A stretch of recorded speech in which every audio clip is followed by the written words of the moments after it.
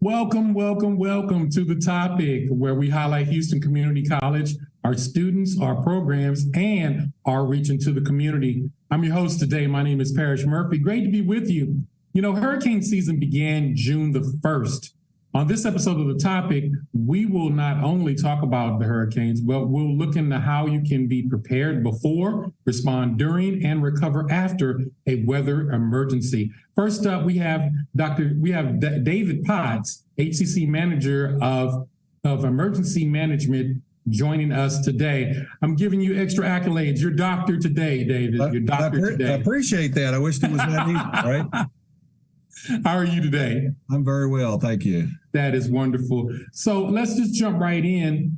How does HCC communicate its response to hurricane and other weather-related threats? Because you know what? It's not just hurricanes anymore. I've been wiped out by a tropical storm. So this is just kind of our thing. We don't have earthquakes. We don't have, twisters or tornadoes. This is just kind of our thing. Well, that's right. It doesn't have to be a hurricane here in the city of Houston. It can be a severe weather event that is merely heavy amounts of rain.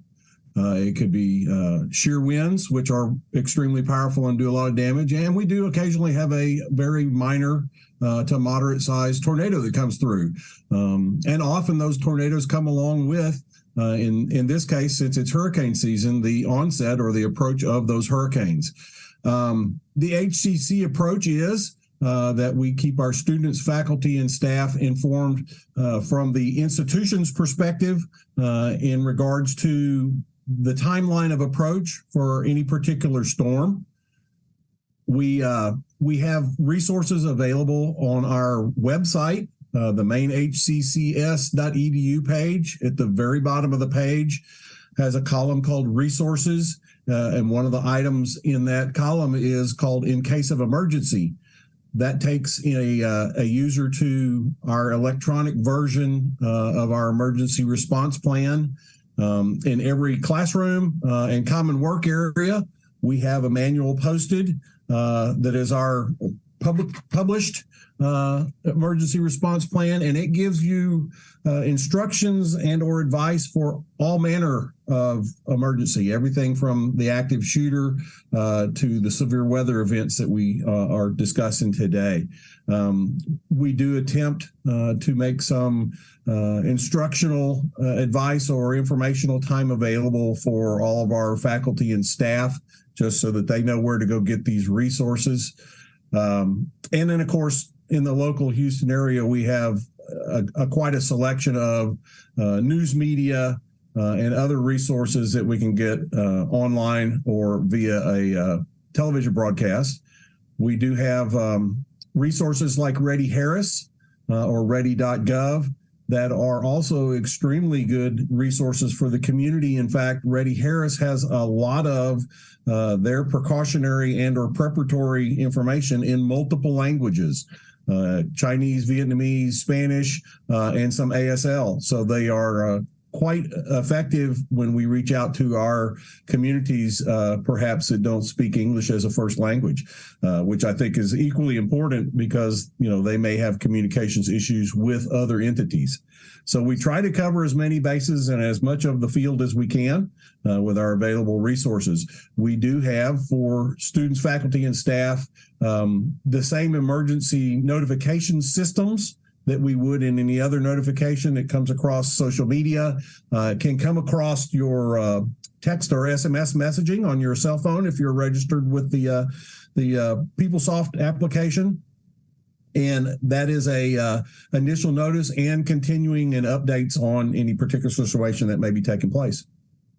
That's great. Now, my motto is stay ready so you ain't got to get ready. What are some of the basic steps you recommend everyone take just to be ready for any type of weather emergency? The big slogan or emphasis this season has been make a plan ahead of time, obviously. Make a kit, so your batteries, your radios, anything that you might need in case that you lost utilities or were required to evacuate an area. and stay aware of the situation as it's ongoing. We do have a lot of our area close enough to the coast that we have identified evacuation zones. And those will come through our regular news media notifications, and then HCC, I believe, depending upon the evacuation progress, will send out notices as well.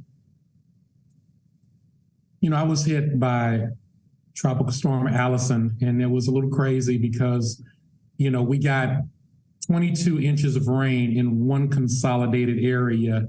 And I don't care how deep your ditches are, you know, at some point, if you don't have enough space for the water to go, all it's going to do is go up. I worked at the time for the CBS affiliate, and it was a little crazy because, you know, I think we covered so many things, and I think Katrina hit after that.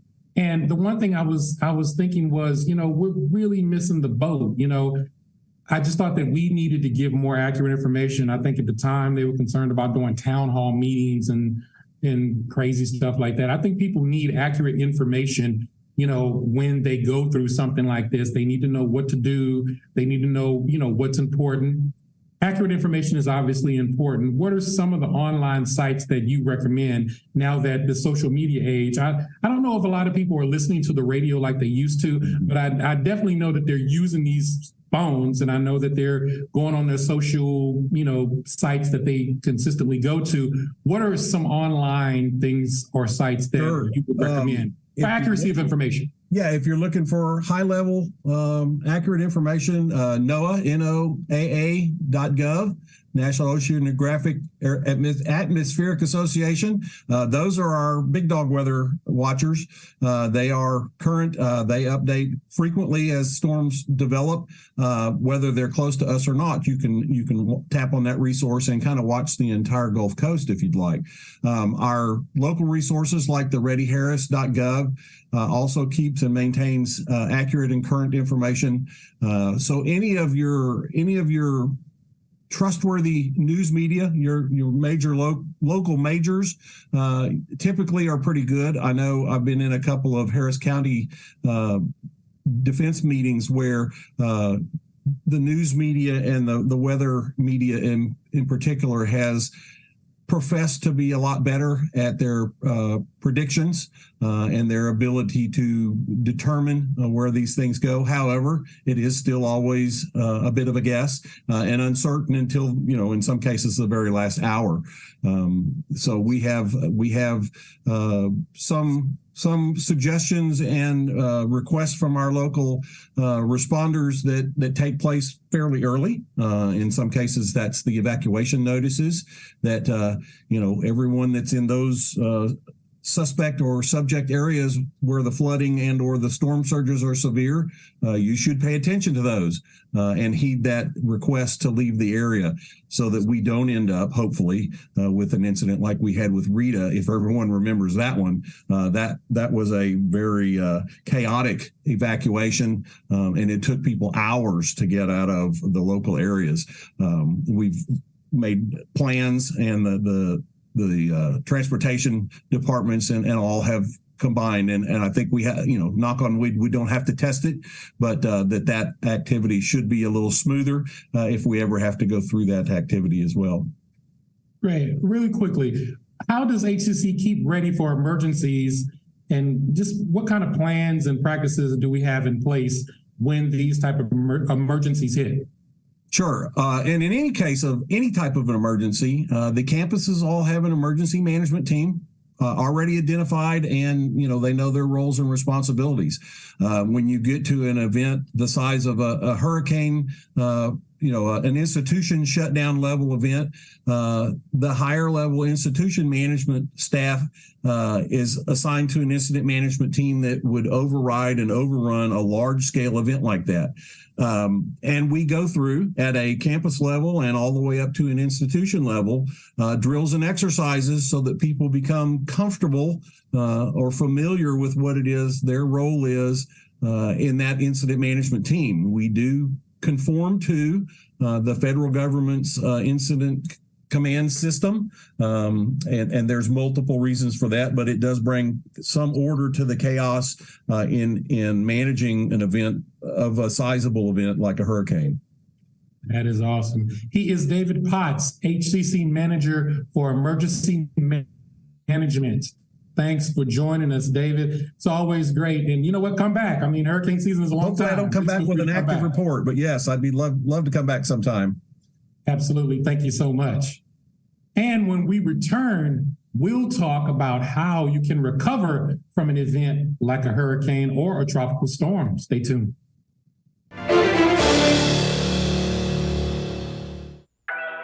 Sometimes what you need just shows up.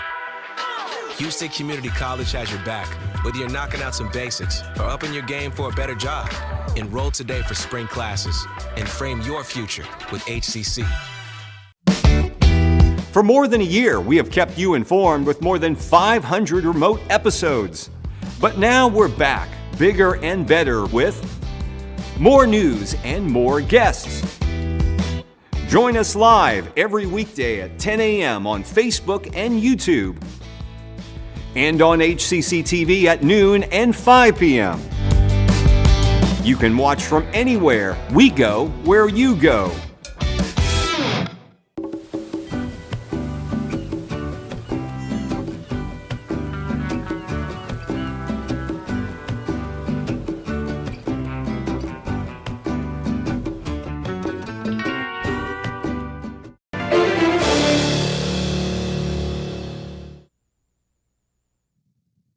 Welcome back to the topic. Now, none of us want to face a destructive weather event, but on the Texas Gulf Coast, it's kind of inevitable and kind of our situation. HCC's counseling department has advice and resources for building back after the event. Morgan Tuck is here with us today. She is ADA counselor from the Northwest College, and she will be telling us more about how to recover from a hurricane. How are you doing today, Morgan? Doing well. Thanks for having me. Absolutely. Absolutely. Now, what are the most common physical, mental, and emotional reactions from a disaster outside of losing your mind, freaking out, All of that. Absolutely. So one thing that I want to say is that everybody processes differently. So these are just a couple of things, but by no means is it an exhaustive list. So typically, common reactions include trouble falling asleep or staying asleep. Also a wider range of emotions such as sadness, depression, irritability, anger, right? So you will definitely sort of see extreme, or they may have the adverse effect and just feel very numb and have very little to no emotion. Some may also experience a lack of energy, a lack of appetite, or even overeating. Many people also typically deal with issues concentrating and really being able to focus. Also, some people think that they may be the only one having certain emotions or certain feelings, and that's definitely not the case. Again, it can look differently, but everybody is definitely reacting on an internal level. As far as some physical things that people they may do headaches, they may have stomach aches, even certain other pains that they can find throughout their body that did not exist prior to the disaster. One last common thing that many people misuse, of course, is alcohol, tobacco, drugs, or even prescription medications. And so, again, these are common reactions. Sometimes it can be curtailed and sort of level off as things sort of get back to normal. But you definitely want to pay attention to these signs, because if they continue to persist or really develop into a problem, that would be indicative that you may need to reach out to get some sort of extra support. It kind of hit me different times. When we got hit by Tropical Storm Allison, it was one of those things where you freaked out because, you just didn't know what to do because, you need information and what do you do when you have 4 feet of water in your house? You can't fish. So, it's one of those things where, you have to mentally prepare from that. And my kids were small then, so it was crazy. But when I got hit by Hurricane Harvey, it was I was the only one in the house at that point. And I felt calmer because I think I had gone through the process and I had information on what I needed to do and stuff like that. And it was just it's kind of like the old gospel song, you wade through the water and then you figure it out on what you need to do. So I was moody, but I was moody when I got hit by Tropical Storm Allison. Some days I was fine, other days I was great, and then other days, I'm screaming, it's too much light in here. Exactly. It's a moody thing. Now, one of the things I want to ask you is, what are some of the coping strategies anyone can use to rebuild their lives and their health, mental as well as physical, after a disaster? Absolutely. So one thing I like to tell everyone is to keep in mind that your mind, body, and spirit is all connected. And so when one is out of whack, the other are also impacted. And so as far as potential coping skills, you definitely want to try to take care of your body because it can reduce the negative effects of the stress. So eating properly, hydrating yourself, so drinking a lot of water, exercising, or just moving your body, and definitely being able to get sleep on a regular basis. You want to try to avoid using those drugs and alcohols that I just mentioned, especially in excess, because obviously when you overuse those things, that tends to stem off into another issue that you have to deal with, coupled with everything else that you're handling due to the storm. You may also want to find other ways to help you relax, such as doing deep breathing, meditation. You can have calming self-talk, put some music on, right? So little things like that. Don't discount major things. You don't necessarily have to go get a massage, which is great, but you don't have to, right? There's lots of things at home that you can do, or wherever your temporary location may be if you're displaced, to be able to relax. You may also want to look at engaging in activities, especially that will bring you close to your family and your friends. You want to try to also limit exposure on television or social media about content of the disaster, because some people are traumatized by storms or the major disasters. And so when they keep hearing about it over and over, or seeing images, they can be triggered. And so sometimes that can lead to other issues as well. So you want to try to definitely find out the information is pertinent, but anything extra, you want to try to limit it so you're not necessarily triggered by it. One other thing is really important, to try to stay connected. So whether that's neighbors, family, friends, colleagues, but you definitely want to try to not only receive, but you definitely want to try to not only receive support, but give it as well. Because one thing that a storm has taught us is that we're all in it together, right? So when it hits, we are all literally in the same boat and all really trying to look out for one another. So you definitely want to try to stay connected if at all possible. And one last thing I would say on that is just to keep in mind that it's normal to have good days and bad days. And I think you had alluded to that a few minutes ago. And so it's normal to feel okay one day and be sort of down the next, or even sort of from hour to hour, especially as you're trying to sort of get adjusted and sort of transition. So if you are sort of kind of on an emotional roller coaster, give yourself a little bit of grace, because that's totally normal.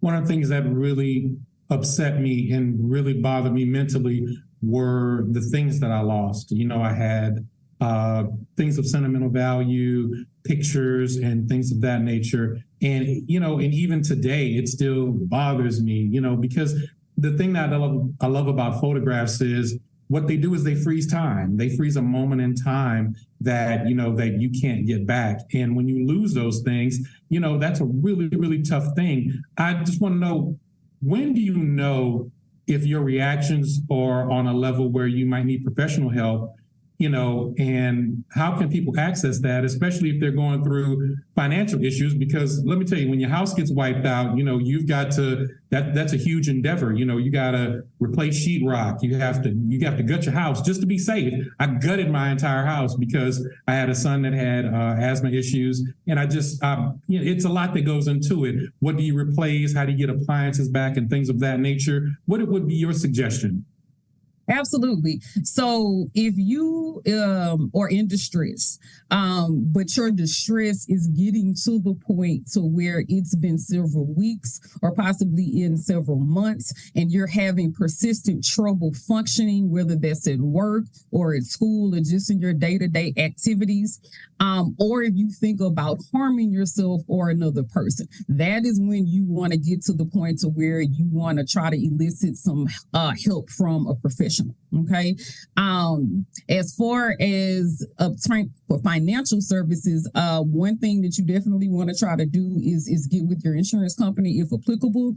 I would recommend keeping any sort of receipts just in case there's an option for you to be reimbursed for anything that you've had to purchase due to the storm, whether that's for your home or just living expenses. You also want to check to see if you qualify for any potential state or federal assistance. Another thing that I would recommend is that you call your bill companies, right? So most agencies have policies and procedures in place to where if you've been through a natural disaster and the government has declared it, as such, to where they will work with you as far as giving you extension on your bills and things like that. The key is just communicating with them. And then finally, I would say check with any sort of local organizations or charities to see what sort of services that you could potentially qualify. I know jobs that I've had with doing with natural disasters, they've had special funding, right, for victims. And so you definitely may want to get with your employer or with your school as well to see if they have anything designated for disaster victims that you can take advantage of. And also, I would suggest checking your insurance and getting the right type of insurance, because when we got hit the first time, I had homeowners insurance and they told me it doesn't cover rising water. There you go. And I was like, flood insurance is different. And it was a whole fiasco, because what insurance companies wound up doing was dropping flood insurance, and you had to buy that through the government, and then they just recently picked that back up. So, you got to make sure that you got to go over your insurance and make sure that you have the right kind of insurance. And we found out, with, Tropical Storm Allison as well as Harvey, there's no such thing as a flood zone. If you got too much water and not enough space, that's just kind of what happens. That is just kind of what happens. Now, finally, before I let you get out of here, the counseling department has emotional well-being resources all year round. And even when there's not a crisis, how can people learn about, what services you guys provide? Absolutely. So CAS has over 20 licensed mental health professionals in our system. And so we provide a wide range of services, including short-term personal and crisis counseling. We also provide ADA services. And so with that, if you have any sort of documented disability, whether that's physical, mental, or psychological, that is impeding you on an academic level, you can apply for accommodations through our office. We also provide basic needs. And so if you need any sort of support with food, housing, clothing, things like that, we can link you up with our Eagle Market or with other organizations that we have partnerships with. And then finally, we also have a success and a retention program. And so we definitely want to make sure that our students are equipped to be as successful as possible. And so we have different workshops that we will provide to our student body, as well as learning interventions that they may need if they are struggling from an academic standpoint. So if any of those services sound good, or if you would like more information, you can visit our website at hccs.edu/counseling. That is awesome. Her name is Morgan Tuck, and she is the ADA counselor from Northwest College. Thank you so much for your time and all of your information. Come back on the show, too. Love to see you. Will do. Thank you so much for having me. Absolutely. Pleasure meeting you, Morgan. And that is going to do it for us. Thank you for joining the topic. For more information on this, visit hccs.edu/podcast. That's hccs.edu/podcast. For the topic and all the wonderful people that help put this show together on HCC TV, I'm Parrish Murphy. We will see you next time.